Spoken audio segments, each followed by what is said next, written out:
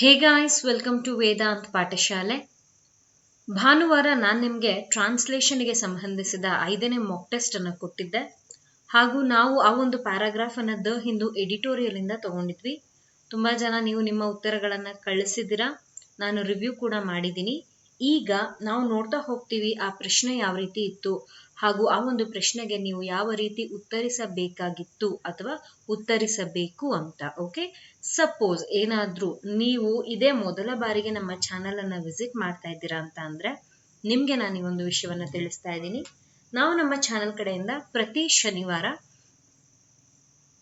PSI paper 1ಗೆ ಸಂಬಂಧಿಸಿದ ಹಾಗೆ translation ಅಥವಾ ಪ್ರಿಸಿ ರೈಟಿಂಗ್ ಇವೆರಡರಲ್ಲಿ ಒಂದಕ್ಕೆ ಸಂಬಂಧಿಸಿದ ಹಾಗೆ ಮಾಕ್ ಟೆಸ್ಟ್ ಗಳನ್ನ ಕೊಡ್ತಾ ಹೋಗ್ತೀವಿ. ನೀವು ಈ ಒಂದು ವಿಡಿಯೋನ ಕಂಟಿನ್ಯೂ ಮಾಡಬಹುದಾಗಿದೆ. ಸಪೋಸ್ ನಿಮ್ಗೆ ಟ್ರಾನ್ಸ್ಲೇಷನ್ ನಲ್ಲಿ ಏನಾದ್ರೂ ಡೌಟ್ ಇದ್ರೆ ಅಥವಾ ನಿಮ್ಗೆ ಟ್ರಾನ್ಸ್ಲೇಷನ್ ಬರದೇ ಇದ್ದಲ್ಲಿ, ನಿಮ್ಗೆ ಟ್ರಾನ್ಸ್ಲೇಷನ್ ಬರುತ್ತೆ ಅಂದ್ರೆ ಸ್ವಲ್ಪ ಅದ್ರ ಬಗ್ಗೆ ನಿಮಗೆ ನಾಲೆಜ್ ಇದೆ ಅಂತ ಅಂದ್ರೆ ದಯವಿಟ್ಟು ಈ ಒಂದು ಏನು ಪ್ಯಾರಾಗ್ರಾಫ್ ನೋಡ್ತಾ ಇದ್ರೆ ಅದರ ಸ್ಕ್ರೀನ್ ಶಾಟ್ ಅನ್ನ ತಗೊಂಡು ಟ್ರೈ ಮಾಡಿ, ನಂತರ ನೀವು ವಿಡಿಯೋನ ಪ್ಲೇ ಮಾಡಬಹುದಾಗಿದೆ. ಓಕೆ, ಯಾರ್ಯಾರು ಆಲ್ರೆಡಿ ಮಾಕ್ ಟೆಸ್ಟ್ ಅನ್ನ ತಗೊಂಡಿದ್ದೀರಾ ಹಾಗೂ ಯಾರ್ಯಾರು ಇದನ್ನ ಆಲ್ರೆಡಿ ಟ್ರೈ ಮಾಡಿದ್ದೀರಾ, ನಾನು ನಿಮ್ಮೊಂದಿಗೆ ಈಗ ಎಕ್ಸ್ಪ್ಲನೇಷನ್ ಅನ್ನ ಡಿಸ್ಕಸ್ ಮಾಡ್ತಾ ಹೋಗ್ತೀನಿ. ಮೊದಲನೇ ವಾಕ್ಯವನ್ನ ತಗೊಳ್ತಾ ಇದ್ದೀನಿ. ಈ ರೀತಿಯಲ್ಲಿದೆ ನಮ್ಮ ಮೊದಲನೇ ವಾಕ್ಯ ಹಾಗೂ ಇದು COVID-19 ಕೊರೋನಾ ವೈರಸ್ ಇದಕ್ಕೆ ಸಂಬಂಧಿಸಿದ್ದಾಗಿದೆ. ಓದೋಣ ಮೊದಲಿಗೆ ಏನಿದೆ ಅಂತ. The center has announced further relaxations in the lockdown that began on March 25th to combat the COVID-19 pandemic, although the numbers are unrelenting. Okay, ಈ ರೀತಿಯಲ್ಲಿದೆ. ಮೊದಲಿಗೆ ನಾವು ವೊಕ್ಯಾಬ್ಯುಲರಿಯನ್ನು ನೋಡ್ತಾ ಹೋಗ್ತೀವಿ. ಯಾಕೆ ವೊಕ್ಯಾಬ್ಯುಲರಿನ ಮೊದಲಿಗೆ ನೋಡಬೇಕು? Without vocabulary can't we do any translation? Translate ಮಾಡಬಹುದು, ಇಲ್ಲ ಅಂತ ನಾನು ಹೇಳ್ತಾ ಇಲ್ಲ. ಬಟ್ ಆ ರೀತಿ ನೀವು ವೊಕ್ಯಾಬ್ಯುಲರಿ ಬರೀದೇನೆ ಟ್ರಾನ್ಸ್ಲೇಟ್ ಮಾಡಿದ್ರಿ ಅಂತ ಅಂದ್ರೆ ಸಮ್ಮರಿ ರೀತಿಯಲ್ಲಿ ಆಗುತ್ತೆ. ಈ ವಾಕ್ಯ ಏನ್ ಹೇಳ್ತಾ ಇದೆ? ಮಾರ್ಚ್ 25ರಂದು ಲಾಕ್ಡೌನ್ ಅನ್ನೋದು ಪ್ರಾರಂಭವಾಯಿತು. ಈ ಲಾಕ್ಡೌನ್ ಯಾವ ಕಾರಣಕ್ಕೆ ಮಾಡಿದ್ರು? Because of this COVID-19 pandemic ಅಲ್ವಾ? ಅದಾದ್ಮೇಲೂ ಕೂಡ ಈ COVID-19 ಪಾಸಿಟಿವ್ ಕೇಸಸ್ ಯಾವುದೇ ಅಡೆತಡೆ ಇಲ್ಲದೆ ಹೆಚ್ಚಾಗ್ತಾನೆ ಇದೆ. ಇದು summary, but this is not the exact translation. Correct ಅಲ್ವಾ? ಹಾಗಾಗಿ ನೀವು ಟ್ರಾನ್ಸ್ಲೇಟ್ ಮಾಡಬೇಕು ಅಂತಂದ್ರೆ centre, announced, began, combat, pandemic ಈ ಒಂದು ಪದಗಳನ್ನು ಕನ್ನಡದಲ್ಲಿ ಏನಂತಾರೆ ಇವುಗಳ ಬಗ್ಗೆ ನಿಮಗೆ ಗೊತ್ತಿರಬೇಕಾಗತ್ತೆ. ಹಾಗಾಗಿ ಮೊದಲಿಗೆ ವೊಕ್ಯಾಬ್ಯುಲರಿ. ಸೆಂಟರ್ ಅಂತ ಇದೆ, ಇದನ್ನ ನಾನು ತಗೊಳ್ತಾ ಇದ್ದೀನಿ ಕೇಂದ್ರ. ನಂತರವಿದೆ ಅನೌನ್ಸ್ಡ್ ಅಂತ ಇದೆ. ಅನೌನ್ಸ್ ಅಂತ ಅಂದ್ರೆ ಘೋಷಣೆ ಅಂತ ಹೇಳ್ತೀವಿ. ಅನೌನ್ಸ್ಡ್ ಅಂತ ಇದೆ, ಹಾಗಾಗಿ ತಗೊಳ್ತಾ ಇದ್ದೀನಿ ಘೋಷಿಸಿದೆ. ಫರ್ದರ್ ಅಂತ ಇದೆ, ಇದನ್ನ ನಾನು ತಗೊಳ್ತಾ ಇದ್ದೀನಿ ಮತ್ತಷ್ಟು. ಓಕೆ, ರಿಲ್ಯಾಕ್ಸೇಷನ್ ಅಂತ ಇದೆ, ಇದನ್ನ ನಾನು ತಗೊಳ್ತಾ ಇದ್ದೀನಿ ವಿಶ್ರಾಂತಿ. ಆದ್ರೆ ಇಲ್ಲಿ ಈ ಒಂದು ವಿಶ್ರಾಂತಿ ಅನ್ನೋ ಒಂದು ಪದದ ಅರ್ಥ ಬೇರೆ ಇರುತ್ತೆ.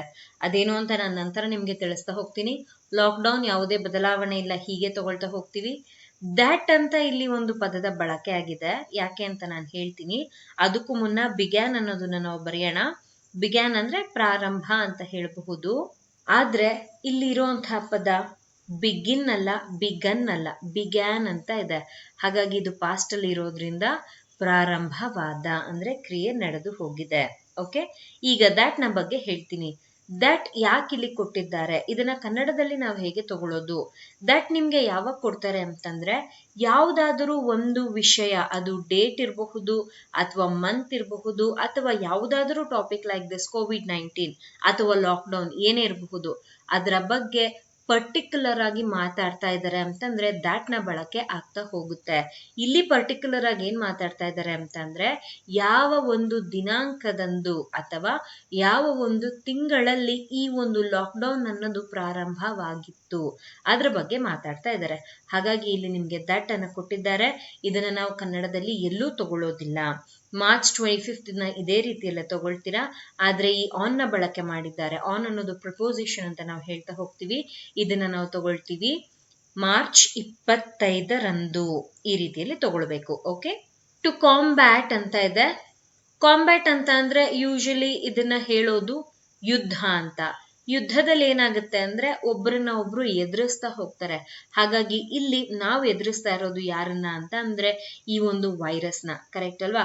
ಹಾಗಾಗಿ ಇಲ್ಲಿ ನಾವು ಇದನ್ನ ಯುದ್ಧ ಅಂತ ತಗೊಳ್ಳೋದಿಲ್ಲ, ಇದನ್ನ ನಾವು ತಗೊಳ್ತೀವಿ ಎದುರಿಸು. ಓಕೆ, COVID-19 ಯಾವುದೇ ಬದಲಾವಣೆ ಇಲ್ಲ, ಹೀಗೆ ತಗೊಳ್ತೀರಾ ಕನ್ನಡದಲ್ಲಿ. ಪ್ಯಾಂಡಮಿಕ್ ಅಂತ ಇದೆ, ಈ ಹಿಂದೆ ಕೂಡ ತಿಳಿಸಿದ್ದೆ, ಈಗ ಕೂಡ ಹೇಳ್ತಾ ಇದ್ದೀನಿ. ಹೀಗಂದ್ರೆ ಸಾಂಕ್ರಾಮಿಕ ಅಂತ ಹೇಳ್ತೀವಿ. ಇಂಪಾರ್ಟೆಂಟ್ ಆಗಿರುವಂತಹ ಪದ, ದಯವಿಟ್ಟು ನೋಟ್ ಮಾಡ್ಕೊಳ್ಳಿ. ನಂತರವಿದೆ ಆಲ್ ದೋ ಅಂತ ಇದೆ, ಇದನ್ನ ಆದರೂ ಈ ರೀತಿಯಲ್ಲಿ ತಗೊಳ್ಬೇಕು. ನಂಬರ್ಸ್ ಅಂತ ಇದೆ, ನಂಬರ್ ಅಂದ್ರೆ ಸಂಖ್ಯೆ ಅಂತ ಹೇಳ್ತೀವಿ, ನಂಬರ್ಸ್ ಅಂದ್ರೆ ಬಹುವಚನ, ಒಂದಕ್ಕಿಂತಲೂ ಹೆಚ್ಚಿದೆ, ಹಾಗಾಗಿ ತಗೊಳ್ತಾ ಇದ್ದೀನಿ ಸಂಖ್ಯೆಗಳು. ಓಕೆ, ಸಂಖ್ಯೆಗಳು ಅಂತ ನಾನಿಲ್ಲಿ ತಗೊಂಡಿದ್ದೀನಿ. ಆರ್ ಅನ್ರಿಲೆಂಟಿಂಗ್ ಅಂತ ಹೇಳಿದ್ದಾರೆ. ಅನ್ರಿಲೆಂಟಿಂಗ್ ಅಂತ ಅಂದ್ರೆ ಅಡೆತಡೆ ಇಲ್ಲದೆ, ಅಂದ್ರೆ ಯಾವುದೇ ಬ್ಯಾರಿಯರ್ಸ್ ಅನ್ನೋದು ಇರೋದಿಲ್ಲ, ಮುಂದೆ ಹೋಗ್ತಾನೆ ಇರುತ್ತೆ. ಸಪೋಸ್ ಈ ಒಂದು COVID-19ಗೆ ವ್ಯಾಕ್ಸಿನೇಷನ್ ಇಷ್ಟೊತ್ತು ಕಂಡಿಡ್ದಿದ್ರೆ ಒಂದು ಬ್ಯಾರಿಯರ್ ಅನ್ನೋದು ಇರೋದು, ಅಂದ್ರೆ ಅದಕ್ಕೆ ಒಂದು ಕಡಿವಾಣ ಹಾಕಬಹುದಿತ್ತು. ಆದ್ರೆ ಇನ್ನೂ ನಮ್ಗೆ ಆ ಒಂದು ವ್ಯಾಕ್ಸಿನ್ ಸಿಗದಿರೋ ಕಾರಣ ಕೇಸಸ್ಗಳೇನಾಗ್ತಿದೆ ಅಂತಂದ್ರೆ ಇನ್ಕ್ರೀಸ್ ಆಗ್ತಾನೆ ಇದೆ. ಆ ಒಂದು ಕಾರಣಕ್ಕಾಗಿ ಇಲ್ಲಿ ನಾವು ತಗೊಳ್ಳುವಾಗ ಹೇಗೆ ತಗೊಳ್ಬೇಕು ಅಂತ ಬರಿತಾ ಇದ್ದೀನಿ, ಗಮನಿಸಿ. ಅಡೆತಡೆ ಅಂತನಾದ್ರೂ ತಗೊಳ್ಳಿ, ಅನಿಯಂತ್ರಿತ ಈಗಾದ್ರೂ ತಗೊಳ್ಳಿ, ಯಾವ ರೀತಿಯಲ್ಲಾದ್ರೂ ತಗೊಳ್ಬಹುದಾಗಿದೆ. ನಾನಿಲ್ಲಿ ತಗೊಳ್ತಾ ಇದ್ದೀನಿ ಅನಿಯಂತ್ರಿತವಾಗಿದೆ. Okay, clear? ಎಸ್. ಈಗ ಅರ್ಥ ಮಾಡ್ಕೊಳ್ಳೋಣ ಈ ಒಂದು ವಾಕ್ಯ ಏನ್ ಹೇಳ್ತಾ ಇದೆ ಅಂತ. ಇಲ್ಲಿ ನಮ್ಮ ಕೇಂದ್ರ ಸರ್ಕಾರವು ಮಾರ್ಚ್ 25ನೇ ತಾರೀಕಿನಿಂದ ಲಾಕ್ಡೌನ್ ಅನ್ನೋದನ್ನ ಘೋಷಿಸಿತ್ತು. ಅದರಲ್ಲಿ ಸ್ವಲ್ಪ ರಿಲ್ಯಾಕ್ಸೇಷನ್ ಅಂದ್ರೆ ವಿಶ್ರಾಂತಿ ಅಂದ್ರೆ ಏನು, ಅದನ್ನ ಸ್ವಲ್ಪ ಮಟ್ಟಿಗೆ ತಣ್ಣಗಾಗ್ಸೋದು, ಅಂದ್ರೆ ಲಾಕ್ಡೌನ್ ನ ಸ್ವಲ್ಪ ಮಟ್ಟಿಗೆ ಸಡಿಲಗೊಳಿಸೋದು ಅಂತ ಅರ್ಥ. ಇಲ್ಲಿ ನೀವು ಆ ರೀತಿಯಲ್ಲಿ ವಿಶ್ರಾಂತಿ ಅನ್ನೋ ಒಂದು ಪದವನ್ನ ಅರ್ಥ ಮಾಡ್ಕೊಳ್ಬೇಕಾಗತ್ತೆ. ಈ ರೀತಿಯಲ್ಲಿ ಲಾಕ್ಡೌನ್ ನ ಸಡಿಲಗೊಳಿಸಿದ ಮೇಲೂ ಸಹ ನಾವು ಈ COVID-19 ಸಂಖ್ಯೆಗಳೇನಿದೆ ಇವುಗಳು ಯಾವುದೇ ಅಡೆತಡೆ ಇಲ್ಲದೆ ಅಥವಾ ಅನಿಯಂತ್ರಿತವಾಗಿ ಹೆಚ್ಚಾಗ್ತಾ ಇರೋದನ್ನ ಕಾಣಬಹುದಾಗಿದೆ. ಹೀಗೆ ಈ ಒಂದು ವಾಕ್ಯದಲ್ಲಿ ಹೇಳ್ತಾ ಇದ್ದಾರೆ. ಇವಾಗ ನಿಮ್ಮ ಕೆಲಸ ಏನು ಅಂತ ಅಂದ್ರೆ, ನಾನೇನ್ ನಿಮ್ಗೆ ಈ ಒಂದು ಸೆಂಟೆನ್ಸ್ ಏನ್ ಹೇಳ್ತಿದೆ ಅಂತ ಸಮ್ಮರಿ ರೀತಿಯಲ್ಲಿ ಹೇಳ್ದೆ, ಅದನ್ನ ನೀವೇ ಟ್ರೈ ಮಾಡ್ಬೇಕಾಗತ್ತೆ. ಬಿಕಾಸ್ ಇಂಗ್ಲಿಷ್ ಅಂತ ಬಂದಾಗ, ಅಂದ್ರೆ ಕನ್ನಡ ಭಾಷೆಯಿಂದ ಇಂಗ್ಲಿಷ್ ಭಾಷೆಗೆ ನಾವು ಟ್ರಾನ್ಸ್ಲೇಟ್ ಮಾಡುವಾಗ ಸಬ್ಜೆಕ್ಟ್, ವರ್ಬ್ ಹಾಗೂ ಆಬ್ಜೆಕ್ಟ್ ಆ ಒಂದು ರೀತಿಯಲ್ಲಿ ಹೋಗ್ತೀವಿ. ಆದ್ರೆ ನಾವು ಕನ್ನಡದಲ್ಲಿ ಟ್ರಾನ್ಸ್ಲೇಟ್ ಮಾಡುವಾಗ ನಮ್ಮ ಪ್ರಶ್ನೆ ಏನಿರುತ್ತೆ ಅದರ ಮೇಲೆ ನಾವು ಕನ್ನಡದಲ್ಲಿ ಟ್ರಾನ್ಸ್ಲೇಟ್ ಮಾಡ್ತಾ ಹೋಗ್ತೀವಿ. ಹಾಗಾಗಿ ಹೇಳ್ತಾ ಇದ್ದೀನಿ, ದಯವಿಟ್ಟು ನಾನು ನಿಮ್ಗೆ ಏನ್ ತಿಳಿಸಿದ್ದೀನಿ ಸಮ್ಮರಿ, ಅದರ ಬೇಸಿಸ್ನ ಮೇಲೆ ಇಲ್ಲಿರುವಂತಹ ಪದಗಳನ್ನ ಬಳಸಿ ನೀವು ವಾಕ್ಯವನ್ನ ಟ್ರೈ ಮಾಡಿ ನಂತರ ವಿಡಿಯೋನ ಪ್ಲೇ ಮಾಡಬಹುದಾಗಿದೆ.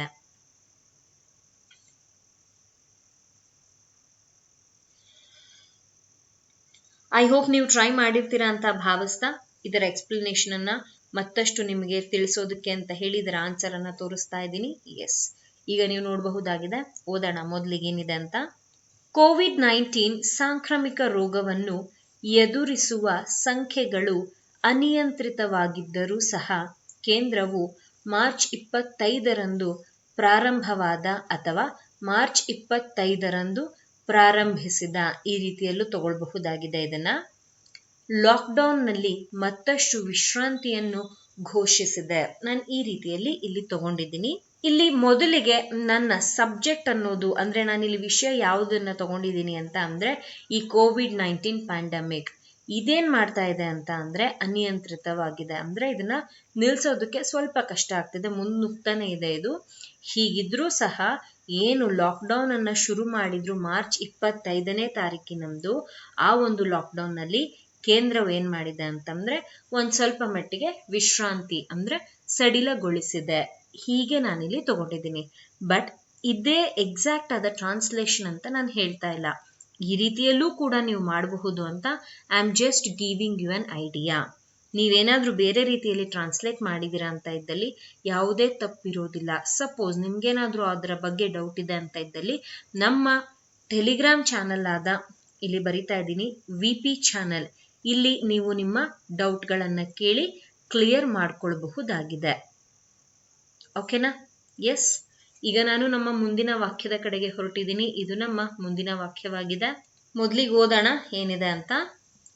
The third phase will now take effect from August 5. Okay, ಈ ರೀತಿಯಲ್ಲಿದೆ. ಮೊದಲಿಗೆ ಒಕ್ಯಾಬ್ಯುಲರಿ.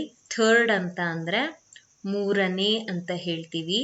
ಫೇಸ್ ಅಂತ ಅಂದ್ರೆ ಹಂತ ಅಂತ ಹೇಳಬಹುದು. ಓಕೆ, ವಿಲ್ ಅಂತ ಇದೆ. ವಿಲ್ ಯಾವಾಗ ಬಳಕೆ ಆಗುತ್ತೆ ಅಂದ್ರೆ ಫ್ಯೂಚರ್ ಟೆನ್ಸ್ ನಲ್ಲಿ ನಮಗೆ ವಿಲ್ ನ ಬಳಕೆ ಆಗುತ್ತೆ. ಟೆನ್ಸಸ್ ನಲ್ಲಿ ನಾವು ಇದ್ರ ಬಗ್ಗೆ ಎಲ್ಲ ತಿಳಿದುಕೊಂಡಿದ್ದೀವಿ. ವಿಲ್ ಬಗ್ಗೆ ಯಾಕೆ ಇಲ್ಲಿ ಮಾತಾಡ್ತಾ ಇದ್ದೀನಿ ಅಂತ ಅಂದ್ರೆ ನಾವು ಈಗ ಆಗಸ್ಟ್ ತಿಂಗಳಲ್ಲಿ ಇದ್ದೀವಿ, ಕರೆಕ್ಟ್ ಅಲ್ವಾ?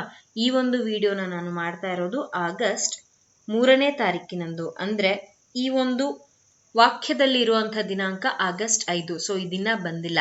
ಹಾಗಾಗಿ ಫ್ಯೂಚರ್ ಅಲ್ಲಿ ನಡೆಯೋದ್ರ ಬಗ್ಗೆ ಈಗ ನಾನು ಹೇಳ್ತಾ ಇರೋ ಕಾರಣ ಇವರು ಇಲ್ಲಿ ವಿಲ್ ನ ಬಳಕೆ ಮಾಡಿದ್ದಾರೆ. ನಮ್ಮ ಟ್ರಾನ್ಸ್ಲೇಷನ್ ಅಲ್ಲೂ ಇದರ ಎಫೆಕ್ಟ್ ಕಾಣ್ಬೇಕಾಗತ್ತೆ. ಅದ್ರ ಬಗ್ಗೆ ನಾನು ಆಮೇಲೆ ಹೇಳ್ತೀನಿ.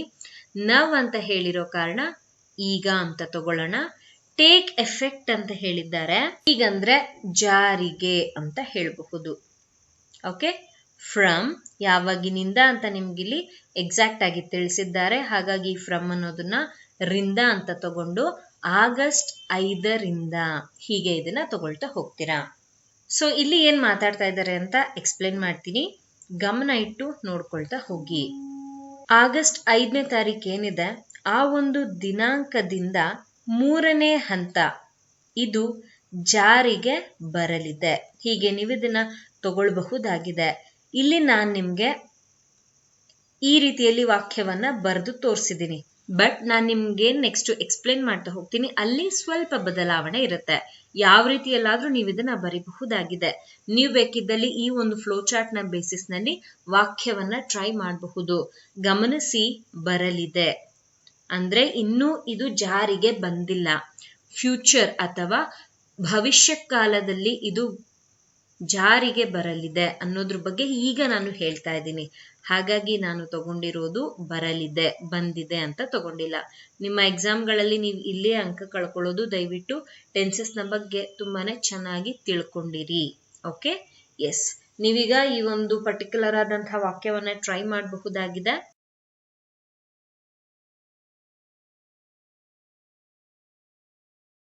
ಐ ಹೋಪ್ ನೀವು ಟ್ರೈ ಮಾಡಿದಿರ ಅಂತ ಭಾವಿಸ್ತಾ ನಾನು ಈಗ ನಿಮ್ಗೆ ಈ ಒಂದು ವಾಕ್ಯದ ಉತ್ತರವನ್ನ ತೋರಿಸ್ತಾ ಇದ್ದೀನಿ. 3ನೇ ಹಂತವು ಈಗ ಆಗಸ್ಟ್ 5ರಿಂದ ಜಾರಿಗೆ ಬರಲಿದೆ. ಅಥವಾ ನೀವಿದನ್ನ ಹೀಗೂ ಬರೀಬಹುದು. ಎಸ್, ನೋಡ್ತಾ ಇದ್ದೀರಾ, ಆಗಸ್ಟ್ 5ರಿಂದ 3ನೇ ಹಂತವು ಈಗ ಜಾರಿಗೆ ಬರಲಿದೆ. ಇಲ್ಲೇನ್ ನಾನು ನಿಮ್ಗೆ ಫ್ಲೋ ಚಾರ್ಟ್ ಅನ್ನ ತೋರಿಸಿದ್ದೆ, ಅದರ ಬೇಸಿಸ್ ನ ಮೇಲೆ ಇಲ್ಲಿ ನಾನು ಬೇರೆ ರೀತಿಯಲ್ಲಿ ವಾಕ್ಯವನ್ನ ಬರೆದು ತೋರಿಸಿದ್ದೀನಿ. ಆದ್ರೆ ಯಾವುದೇ ಅರ್ಥದಲ್ಲಿ ಬದಲಾವಣೆಯನ್ನ ನಾವಿಲ್ಲಿ ಕಾಣೋದಿಲ್ಲ. ಎರಡರ ಅರ್ಥ ಕೂಡ ಒಂದೇ ಆಗಿದೆ. ಓಕೆ, ಮುಂದಿನ ವಾಕ್ಯದ ಕಡೆಗೆ ಹೊರಡೋಣ. ಎಸ್, ಇದು ನಮ್ಮ ಮುಂದಿನ ಹಾಗೂ ನಮ್ಮ ಪ್ರಶ್ನೆಯ 3ನೇ ವಾಕ್ಯವಾಗಿದೆ. ಓದ್ತೀನಿ, ಮೊದಲಿಗೆ ಕೇಳಿಸ್ಕೊಳ್ಳಿ ಏನಿದೆ ಅಂತ. At nearly 17 lakh, India stood third among countries with the highest number of cases. A third of these cases are currently active. Okay, ಈ ರೀತಿಯಲ್ಲಿದೆ. ಮೊದಲಿಗೆ ಅಟ್ ನಿಯರ್ಲಿ 17 lakh ಅಂತ ಇದೆ. ನಿಯರ್ಲಿ ಅಂತಿದೆ, ಹೀಗಂದ್ರೆ ಸುಮಾರು ಅಂತ ಹೇಳಬಹುದು. 17 ಹೀಗೆ ತಗೊಳ್ತೀವಿ. ಲಕ್ಷ ಅಂತ ನಾನು ಇದನ್ನ ತಗೊಳ್ತಾ ಹೋಗ್ತೀನಿ, ಲ್ಯಾಕ್ ಅಂತ. ಅಟ್ ನ ಬಳಕೆ ಮಾಡಿದ್ದಾರಲ್ವಾ, ಅದನ್ನ ನಾವಿಲ್ಲಿ ತಗೊಳ್ತಾ ಹೋಗ್ತೀವಿ. ಸುಮಾರು 17 ಲಕ್ಷದಲ್ಲಿ ಅಂತ. ಓಕೆ, ಯಾಕೆ ಈ ರೀತಿಯಲ್ಲಿ ದಲ್ಲಿ ಅಂತ ತಗೊಂಡೆ ಅಂತ ನಂತರ ಹೇಳ್ತಾ ಹೋಗ್ತೀನಿ. ಬಿಕಾಸ್ ಅದನ್ನ ಈಗಲೇ ಹೇಳೋದಕ್ಕಾಗಲ್ಲ. ಯಾಕೆಂದ್ರೆ ಮುಂದೆ 2 ವಾಕ್ಯಗಳು ಕಾಣಿಸ್ತಾ ಇದೆ ನನಗೆ. ಅದನ್ನ ಎಕ್ಸ್ಪ್ಲೇನ್ ಮಾಡಿದಾಗ್ಲಷ್ಟೇ ಅದು ನಿಮಗೆ ಅರ್ಥ ಆಗೋದು. ಹಾಗಾಗಿ ನಾವಿನ್ನ ವೊಕ್ಯಾಬ್ಯುಲರಿ ಬರಿತಾ ಇದೀವಲ್ವಾ, ನಂತರ ಮುಂದೆ ನೋಡೋಣ. ಇಂಡಿಯಾ, ಭಾರತ ಅಂತ ತಗೊಳ್ತಾ ಹೋಗ್ತೀವಿ. ಸ್ಟುಡ್ ಅಂತಿದೆ. ಯೂಶಲಿ ಸ್ಟ್ಯಾಂಡ್ ಅನ್ನೋ ಒಂದು ಪದದ ಪಾಸ್ಟ್ ಟೆನ್ಸ್ ಅನ್ನ ನಾವು ಸ್ಟುಡ್ ಅಂತ ತಗೊಳ್ತೀವಿ. ಆ ರೀತಿ ಅಂದ್ರೆ ನಿಂತುಕೊಳ್ಳುವುದು, ಈ ರೀತಿಯಲ್ಲಿ ತಗೊಳ್ಬಹುದು. ಆದ್ರೆ ಇಲ್ಲಿ ನಾವು ಅದನ್ನ ಹಾಗೆ ತಗೊಳ್ಳೋದಿಲ್ಲ. ಸ್ಟುಡ್ ಥರ್ಡ್ ಅಂತಿದೆ ಅಲ್ವಾ, ಇವೆರಡನ್ನ ಸೇರಿಸಿ ಒಂದೇ ಪದವಾಗಿ ಹೀಗೆ ತಗೊಳ್ತೀವಿ. 3ನೇ ಸ್ಥಾನದಲ್ಲಿ, ಈ ರೀತಿಯಲ್ಲಿ ತಗೊಳ್ತೀವಿ. ಓಕೆ, ಅಮಾಂಗ್ ಅಂತ ಇದೆ, ನಡುವೆ ಅಂತ ಹೇಳೋದುಂಟು. ಕಂಟ್ರೀಸ್ ಅಂತ ಅಂದ್ರೆ ದೇಶಗಳು ಬಹುವಚನ. ವಿತ್ ನ ಬಗ್ಗೆ ನಾನು ಆಮೇಲೆ ಮಾತಾಡ್ತೀನಿ. ಹೈಯೆಸ್ಟ್ ಅಂತ ಅಂದ್ರೆ ಅತಿ ಹೆಚ್ಚು ಅಂತ ಹೇಳ್ತೀವಿ. ಓಕೆ, ನಂಬರ್ ಆಫ್ ಕೇಸಸ್ ಅಂತ ಇದೆ. ಕೇಸಸ್ ಅಂತ ಅಂದ್ರೆ ಪ್ರಕರಣ ಅಂತ ಹೇಳಬಹುದು. ಒಂದಕ್ಕಿಂತಲೂ ಹೆಚ್ಚಿರೋ ಕಾರಣ ಪ್ರಕರಣಗಳ ಅಂತ ತಗೊಳ್ತೀನಿ. ನಂಬರ್ ಅಂತ ಅಂದ್ರೆ ಸಂಖ್ಯೆ, ಪ್ರಕರಣಗಳ ಸಂಖ್ಯೆ. Okay, third of this cases ಅಂತಿದೆ. ಥರ್ಡ್ ಅಂತ ಅಂದ್ರೆ ಮೂರನೇ ಅಂತ ನಾವು ಮತ್ತೊಮ್ಮೆ ತಗೊಳ್ಳೋಣ. ದೀಸ್ ಅಂತ ಕೊಟ್ಟಿದ್ದಾರೆ, ಅದನ್ನ ಇ ಅಂತ ತಗೊಳ್ತಾ ಇದ್ದೀನಿ. ಕೇಸಸ್ ಇಲ್ಲೇ ಇದೆ, ನಾವು ಮತ್ತೊಮ್ಮೆ ಅದನ್ನ ಬರೆಯೋದಿಲ್ಲ. ಆರ್ ಕರೆಂಟ್ಲಿ ಆಕ್ಟಿವ್, ಒಂದಕ್ಕಿಂತಲೂ ಹೆಚ್ಚಿರೋ ಕಾರಣ ನೀವು ಗಮನಿಸಬಹುದು ಇಲ್ಲಿ ನಿಮ್ಗೆ ಆರ್ ಅನ್ನುವಂಥ ಒಂದು ಪದದ ಬಳಕೆ ಆಗಿದೆ. ಇದನ್ನ ನಾವು ಹೆಲ್ಪಿಂಗ್ ವರ್ಬ್ ಅಂತ ಹೇಳ್ತಾ ಹೋಗ್ತೀವಿ. ಕರೆಂಟ್ಲಿ ಅಂತ ಅಂದ್ರೆ ಪ್ರಸ್ತುತ ಅಂತ ಹೇಳೋದುಂಟು. ಆಕ್ಟಿವ್ ಅಂದ್ರೆ ಸಕ್ರಿಯ ಅಂತ ಹೇಳ್ತೀವಿ. ಓಕೆ, ಎಸ್, ಇದು ಒಂದು ವಾಕ್ಯ. ಆದ್ರೆ ನಾವಿದನ್ನ 3 ವಾಕ್ಯಗಳಾಗಿ ವಿಂಗಡಿಸ್ತಾ ಹೋಗ್ತೀವಿ. ಮೊದಲಿಗೆ ಇಲ್ಲಿಂದ ಇಲ್ಲಿಯವರೆಗೆ, ನಂತರ ಇಂಡಿಯಾ ಇಂದ ಕೇಸಸ್ ನವರೆಗೆ, ನಂತರ ಥರ್ಡ್ ಇಂದ active ನವರೆಗೆ.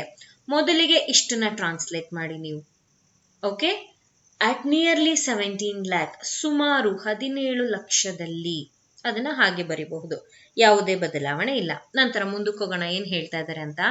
India stood third among countries with the highest number of cases. ಅರ್ಥ ಮಾಡ್ಕೊಳ್ಳೋಣ ಇಲ್ಲಿ ಏನ್ ಹೇಳ್ತಾ ಇದ್ದಾರೆ ಅಂತ. ಏನು ಹೈಯೆಸ್ಟ್ ಕೇಸಸ್ ಇದೆ ಈ ಒಂದು COVID-19. ಕೆಲವು ದೇಶಗಳಲ್ಲಿ ಈ ಒಂದು ಕೊರೋನಾ ವೈರಸ್ ಅನ್ನೋದು ಹಬ್ಬೆ ಇಲ್ಲ, ಕರೆಕ್ಟ್ ಅಲ್ವಾ? ಆದ್ರೆ ಕೆಲವು ದೇಶಗಳಲ್ಲಿ ಇದು ಯಾವ ಮಟ್ಟಿಗೆ ಎಲ್ಲರನ್ನ ಹಿಡಿದಿಟ್ಕೊಂಡಿದೆ ಅನ್ನೋದು ನಾವು ಊಹೆ ಕೂಡ ಮಾಡೋದಕ್ಕೆ ಆಗಲ್ಲ. ಅದಕ್ಕೆ ಬೆಸ್ಟ್ ಎಕ್ಸಾಂಪಲ್ ಅಂದ್ರೆ ಈಗ ಸದ್ಯಕ್ಕೆ ನಮ್ಮ ಭಾರತ.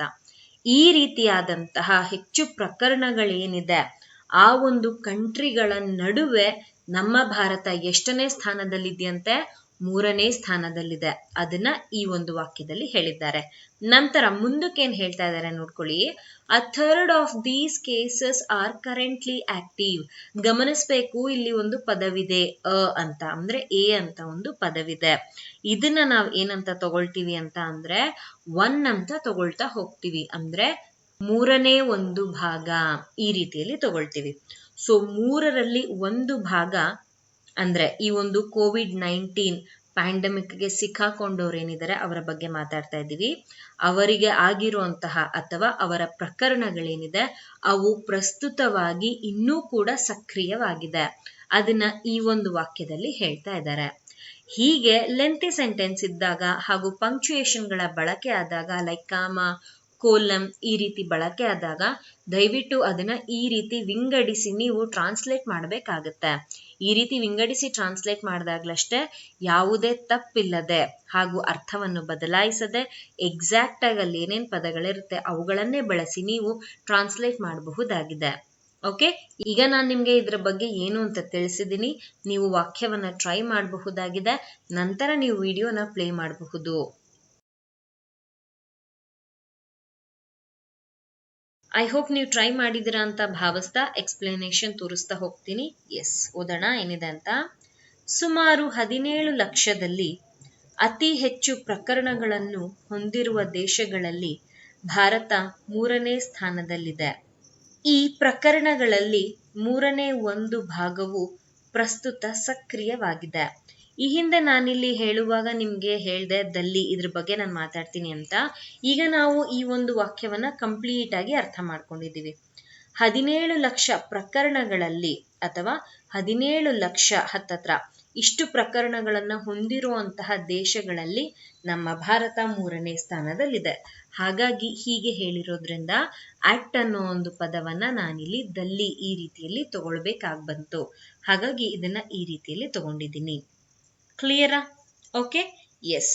ಇಲ್ಲೂ ಅಷ್ಟೇ ಗಮನಿಸ್ಬೇಕು, ಎಲ್ಲಾ ಪದಗಳ ಬಳಕೆ ಆಗಿದೆ. ಇಲ್ಲಿ ನಾನು ನಡುವೆ ಅಂತ ತಗೊಂಡಿದ್ದೆ, ಆದ್ರೆ ಇಲ್ಲಿ ಹೊಂದಿರುವ ಅಂತ ತಗೊಂಡಿದ್ದೀನಿ. ಅಷ್ಟು ಬಿಟ್ರೆ ಇನ್ನೇನೂ ಡಿಫ್ರೆನ್ಸ್ ಇಲ್ಲ. ಎರಡೂ ಕೂಡ ಒಂದೇ ಅರ್ಥವನ್ನ ಕೊಡ್ತಾ ಹೋಗುತ್ತೆ. ಮುಂಚೆ ತಿಳಿಸಿದ ಹಾಗೆ 3 ವಾಕ್ಯಗಳಿವೆ. ಅದೇ ರೀತಿಯಲ್ಲೇ ನಾನು ಮುಂದಕ್ಕೆ ಹೋಗಿದ್ದೀನಿ. ಎಲ್ಲೂ ನಾನು ಸಮ್ಮರಿ ತಗೊಂಡಿಲ್ಲ ಅಥವಾ ನಾನು ಎಲ್ಲೂ ಶಫಲ್ ಮಾಡಿ ಅಂದ್ರೆ ಹಿಂದೆ ಮುಂದೆ ಮಾಡಿ ಕೂಡ ಬರ್ದಿಲ್ಲ. ಕ್ಲಿಯರಾ? ಓಕೆ, ನಮ್ಮ ಸೆಷನ್ನ ಕೊನೆಯ ವಾಕ್ಯದೆಡೆಗೆ ಹೊರಡೋಣ. ಎಸ್, ಇದಾಗಿದೆ ನಮ್ಮ ಕೊನೆಯ ವಾಕ್ಯ. ಓದೋಣ ಏನಿದೆ ಅಂತ. With over 36,000 deaths, India's case fatality case of 2.16% is relatively low. ಈ ರೀತಿಯಲ್ಲಿದೆ. ಮೊದಲಿಗೆ ಒಕ್ಯಾಬುಲರಿ. ವಿತ್ ಅಂತ ಅಂದ್ರೆ ದೊಂದಿಗೆ ಅಂತ ಹೇಳೋದುಂಟು, ಅಥವಾ ರೊಂದಿಗೆ ಹೀಗೆ ತಗೊಳ್ತಾ ಹೋಗ್ತೀವಿ. ಓವರ್ ಅಂತ ಅಂದ್ರೆ ಹೆಚ್ಚು ಅಂತ ತಗೊಳ್ಬಹುದು. 36,000 ಯಾವುದೇ ಬದಲಾವಣೆ ಇಲ್ಲ, ಹೀಗೆ ತಗೊಳ್ತೀವಿ. ಡೆತ್ಸ್ ಅಂತ ಹೇಳಿದ್ದಾರೆ, ಹೀಗಂದ್ರೆ ಸಾವು ಅಂತ ತಗೊಳ್ಬಹುದು. ಈ ದೊಂದಿಗೆ ಅನ್ನುವಂಥ ಪದವೇನಿದೆ ಅದನ್ನ ಇಲ್ಲಿ ನಾವು ತಗೊಳ್ತಾ ಹೋಗ್ತೀವಿ. ಸಾವುಗಳೊಂದಿಗೆ, ಗಳು ಯಾಕೆ ಒಂದಕ್ಕಿಂತಲೂ ಹೆಚ್ಚಿದೆ, ಹಾಗಾಗಿ ಸಾವುಗಳೊಂದಿಗೆ, ಹೀಗೆ ಇದನ್ನ ಪದವನ್ನ ಸ್ವಲ್ಪ ಚೇಂಜ್ ಮಾಡಿ ತಗೊಳ್ತಾ ಹೋಗ್ತೀವಿ. ಇಲ್ಲೂ ಅಷ್ಟೇ 2 ವಾಕ್ಯಗಳಿದೆ, ಕರೆಕ್ಟಾ? ಇಲ್ಲಿವರೆಗೂ ಒಂದು ವಾಕ್ಯ, ನಂತರ ಮುಂದಕ್ಕೆ ನೋಡ್ತಾ ಹೋಗೋಣ ಏನಿದೆ ಅಂತ. ಇಂಡಿಯಾಸ್ ಅಂತ ಇದೆ. ಇಂಡಿಯಾ ಅಂತಂದ್ರೆ ನಾವು ಭಾರತ ಅಂತ ತಗೊಳ್ತಾ ಹೋಗ್ತೀವಿ. ನಿಮ್ಗೆ ಹೇಳ್ಕೊಟ್ಟಿದ್ದೀನಿ ನಾನು, ಈ ರೀತಿ ಅಪಾಸ್ಟ್ರೋಫಿ ಹಾಕಿ ಎಸ್ ಹಾಕಿದ್ದಾರೆ ಅಂದ್ರೆ ನೀವು ದ ಅನ್ನೋ ಒಂದು ಪದದ ಬಳಕೆ ಮಾಡಿ ಭಾರತದ ಹೀಗೆ ತಗೊಳ್ಬೇಕು. ಕೇಸ್ ನಾವು ನೋಡಿದೀವಿ, ಪ್ರಕರಣ ನಮ್ಗೆ ಗೊತ್ತಿದೆ, ನಾವು ಮತ್ತೊಮ್ಮೆ ಇದನ್ನ ಬರೆಯೋದಿಲ್ಲ. ಫೆಟಾಲಿಟಿ ಅಂತ ಇದೆ, ಹೀಗಂದ್ರೆ ಮಾರಣಾಂತಿಕ ಅಂತ ಹೇಳಬಹುದು. ಮತ್ತೊಮ್ಮೆ ಕೇಸ್ ಅಂತ ಕೊಟ್ಟಿದ್ದಾರೆ, ಇದು ಕೂಡ ನಮಗೆ ಗೊತ್ತಿದೆ, ಪ್ರಕರಣ ಅಂತ. ನಂತರ ಇಲ್ಲಿ ನಿಮ್ಗೆ 2.16% ಅಂತ ಕೊಟ್ಟಿರೋ ಕಾರಣ ಇದನ್ನ 2.16% ಹೀಗೆ ನಾವು ಕನ್ನಡದಲ್ಲಿ ಬರೆಯೋದುಂಟು. ಈಸ್ ರಿಲೇಟಿವ್ಲಿ ಲೋ ಅಂತ ಹೇಳಿದ್ದಾರೆ. ರಿಲೇಟಿವ್ಲಿ ಅಂತ ಅಂದ್ರೆ ತುಲನಾತ್ಮಕವಾಗಿ ಅಂತ ಹೇಳಬಹುದು. ಇದನ್ನ ನಿಮ್ಗೆ ಸಮಾನಾರ್ಥಕ ಪದ ಗೊತ್ತಿದ್ದಲ್ಲಿ ನೀವು ತಗೊಳ್ಬಹುದು. ಲೋ ಅಂತ ಅಂದ್ರೆ ಕಡಿಮೆ. ಕ್ಲಿಯರಾ? ಸೊ ವೊಕ್ಯಾಬ್ಯುಲರಿ ಇಲ್ಲಿಗೆ ಕಂಪ್ಲೀಟ್ ಆಗ್ತಾ ಹೋಗುತ್ತೆ. 2 ವಾಕ್ಯಗಳು. ಮೊದಲನೇ ವಾಕ್ಯ ಹೀಗೆ ಹೇಳ್ತಾ ಇದೆ, ಎಷ್ಟು ಸಾವುಗಳಾಗಿವೆ ಹತ್ತತ್ರ ಅಂತ ಹೇಳ್ತಾ ಇದೆ. ಹತ್ತತ್ರ 36 ಸಾವುಗಳಾಗಿದೆ because of this corona virus ಅಥವಾ COVID-19. ಅದಾದ್ಮೇಲೆ ನಮ್ಮ ಒಂದು ದೇಶದಲ್ಲಿ ಅಥವಾ ನಮ್ಮ ಭಾರತದಲ್ಲಿ ಈ COVID-19ನಿಂದಾಗಿ ತಮ್ಮ ಪ್ರಾಣವನ್ನ ಬಿಡ್ತಾ ಇರೋರು ಅಥವಾ ಸಾವಿಗೀಡಾಗ್ತಾ ಇರುವಂತಹ ಪರ್ಸೆಂಟೇಜ್ ಏನಾಗಿದೆ, ತುಲನಾತ್ಮಕವಾಗಿ ಕಡಿಮೆ ಆಗಿದೆ. ಮುಂಚೆಗೆ ಹೋಲಿಸ್ಕೊಂಡ್ರೆ ನಮ್ಮಲ್ಲಿ ಕೇಸಸ್ ಹೆಚ್ಚಿದೆ, ನಾನಿಲ್ಲ ಅಂತ ಹೇಳ್ತಾ ಇಲ್ಲ, ಆದ್ರೆ ನಮ್ಮಲ್ಲಿ ಡೆತ್ ರೇಟ್ ಅನ್ನೋದು ಕಡಿಮೆ ಇದೆ. ಅಂದ್ರೆ ಬೇಗ ಬೇಗ ಗುಣ ಆಗ್ತಾ ಇದ್ದಾರೆ ಅಥವಾ ಹುಷಾರಾಗ್ತಾ ಇದ್ದಾರೆ. ಹೀಗಿರುವಾಗ ಇಲ್ಲಿ ಈ ರೀತಿ ಹೇಳಲಾಗಿದೆ. ನಮ್ಮ ಭಾರತದಲ್ಲಿ ಏನಿ ಒಂದು ಮಾರಣಾಂತಿಕ ಪ್ರಕರಣಗಳಿದೆ, ಇವುಗಳ ಸಂಖ್ಯೆ ತುಲನಾತ್ಮಕವಾಗಿ ಕಡಿಮೆ ಆಗಿದೆ. ಹಾಗೂ ಅದು ಎಷ್ಟು ಅಂತ ನಿಮ್ಗೆ ಪರ್ಸೆಂಟೇಜ್ ಅಲ್ಲೂ ಕೂಡ ಕೊಟ್ಟಿದ್ದಾರೆ, ಅದನ್ನ ನೀವು ತಗೊಳ್ಬಹುದು. 2 ವಾಕ್ಯಗಳಿದೆ, ಇದನ್ನು ಕೂಡ ನಾನು ನಿಮ್ಗೆ ಸಮ್ಮರಿ ತಿಳಿಸ್ಕೊಟ್ಟಿದ್ದೀನಿ. ಇಲ್ಲಿರುವಂತಹ ಪದಗಳ ಬಳಕೆ ಮಾಡಿ ನೀವು ಇದನ್ನ ಟ್ರೈ ಮಾಡಬಹುದಾಗಿದೆ. ವಿಡಿಯೋನ ಪಾಸ್ ಮಾಡಿ ಟ್ರೈ ಮಾಡಿ.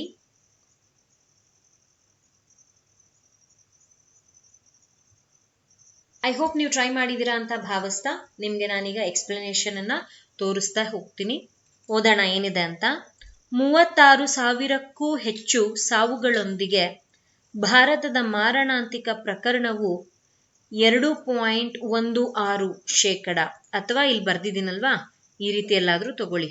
ಓಕೆ, ತುಲನಾತ್ಮಕವಾಗಿ ಕಡಿಮೆ ಆಗಿದೆ.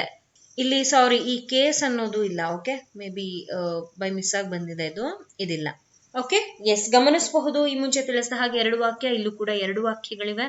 ನಮ್ಮ ಭಾರತದಲ್ಲಿರುವಂತಹ ಈ ಮಾರಣಾಂತಕ ಪ್ರಕರಣ ಏನಿದೆ, ಇದರ ಪರ್ಸೆಂಟೇಜ್ ಅಥವಾ ಶೇಕಡ ತುಲನಾತ್ಮಕವಾಗಿ ಕಡಿಮೆ ಆಗಿದೆ ಅಂತ ಈ ಒಂದು ವಾಕ್ಯದಲ್ಲಿ ಹೇಳ್ತಾ ಇದ್ದಾರೆ.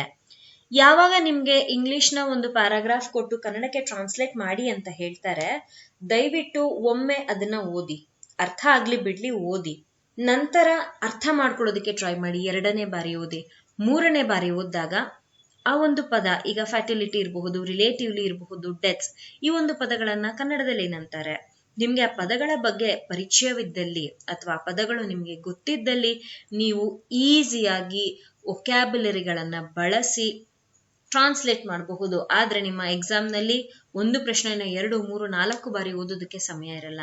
Practice makes you more and more and more perfect. ಹೇಗೆ ಪ್ರಾಕ್ಟೀಸ್ ಮಾಡಬೇಕು ಅಂತ ಅಂದ್ರೆ ಪ್ರತಿದಿನ ಯಾವುದಾದ್ರೂ ಒಂದು ವಾಕ್ಯವನ್ನ ಟ್ರಾನ್ಸ್ಲೇಟ್ ಮಾಡಿ, ದಟ್ ಈಸ್ ಮೋರ್ ಎನಫ್. ಆ ರೀತಿಯಲ್ಲಿ ಟ್ರಾನ್ಸ್ಲೇಟ್ ಮಾಡಿದಾಗ್ಲಷ್ಟೇ ನೀವು ನಿಮ್ಮ ಎಕ್ಸಾಮ್ನಲ್ಲಿ ನೀವು ಅನ್ಕೊಂಡಿರುವಂತಹ ರೀತಿಯಲ್ಲಿ ಒಳ್ಳೆಯ ಮಾರ್ಕ್ಸ್ ಅನ್ನ ತಗೊಳ್ಬಹುದಾಗಿದೆ. ಬರೀ ವಿಡಿಯೋ ನೋಡಿ ಕಲಿತೀನಿ ಅನ್ನೋದಾದ್ರೆ no, it will not help you. ಪ್ರತಿ ಟ್ರಾನ್ಸ್ಲೇಷನ್ ವಿಡಿಯೋಲು ನಾನು ನಿಮ್ಗೆ ಇದನ್ನೇ ಹೇಳೋದು, ಬರೀ ವಿಡಿಯೋ ನೋಡಿ ಕಲಿತೀನಿ ಅನ್ನೋದಾದ್ರೆ ನೀವು ಎಂದಿಗೂ ಕೂಡ ಕಲಿಯೋದಿಲ್ಲ. ತಗೊಳ್ಳಿ, ನಾನು ನಿಮ್ಗೆ ಮಾಕ್ ಟೆಸ್ಟ್ ನ ಕೊಡ್ತಾ ಇದ್ದೀನಿ, ಹೇಗೂ ಫ್ರೀ ಮಾಕ್ ಟೆಸ್ಟ್ ಅನ್ನ ನಾವು ಕೊಡ್ತಾ ಇದ್ದೀವಿ. ಮಾಕ್ ಟೆಸ್ಟ್ ಗಳಿಗೆ ಯಾವುದೇ ರೀತಿಯಾದಂತಹ ಚಾರ್ಜ್ ನ ಮಾಡ್ತಾ ಇಲ್ಲ. ನೀವು ಈಸಿಯಾಗಿ ಮಾಕ್ ಟೆಸ್ಟ್ ಗಳನ್ನ ನಾವೇನೇನ್ ಕೊಡ್ತೀವಿ ಪ್ರತಿ ಶನಿವಾರ ಅದನ್ನ ಫಾಲೋ ಮಾಡಿ ದಯವಿಟ್ಟು ಟ್ರಾನ್ಸ್ಲೇಷನ್ ಅನ್ನ ಚೆನ್ನಾಗಿ ಕಲಿತಾ ಹೋಗಿ. ಓಕೆ, ಎಸ್, ಫೈನಲಿ ನಮ್ಮ ಆನ್ಸರ್ ಈ ರೀತಿಯಲ್ಲಿ ಕಾಣ್ತಾ ಹೋಗುತ್ತೆ. ಐ ಹೋಪ್ ಇವತ್ತು ನಾನು ನಿಮ್ಮೊಂದಿಗೆ ಡಿಸ್ಕಸ್ ಮಾಡಿರುವಂತಹ ದ ಹಿಂದೂ ಎಡಿಟೋರಿಯಲ್ಗೆ ಸಂಬಂಧಿಸಿದ ಇಂಗ್ಲಿಷ್ನ ಪ್ಯಾರಾಗ್ರಾಫ್ ಕನ್ನಡಕ್ಕೆ ಹೇಗೆ ಟ್ರಾನ್ಸ್ಲೇಟ್ ಮಾಡೋದು ಅನ್ನೋದು ನಿಮಗೆ ಅರ್ಥವಾಗಿದೆ, ಇಷ್ಟ ಆಗಿದೆ. ಹಾಗೂ ಇದರಲ್ಲಿ ಬಂದಂತಹ ವೊಕ್ಯಾಬ್ಯುಲರಿಗಳಿರಬಹುದು ಅಥವಾ ಯಾವ ರೀತಿ ನೀವು ಒಂದು ವಾಕ್ಯವನ್ನ ಅರ್ಥ ಮಾಡ್ಕೊಳ್ಬೇಕು ಅನ್ನೋದು ನಿಮಗೆ ಅರ್ಥ ಆಗಿದೆ, ಇಷ್ಟ ಆಗಿದೆ, ನೆನಪಿನಲ್ಲಿ ಉಳಿಯುತ್ತೆ ಅಂತ ಭಾವಿಸಿದ್ದೀನಿ. ವಿಡಿಯೋ ಬಗ್ಗೆ ಏನನ್ನಿಸ್ತು ಅಂತ ಹೇಳಿ ನಿಮ್ಮ ಅನಿಸಿಕೆಗಳನ್ನ ಕಮೆಂಟ್ ಸೆಕ್ಷನ್ ಅಲ್ಲಿ ತಿಳಿಸಬಹುದಾಗಿದೆ.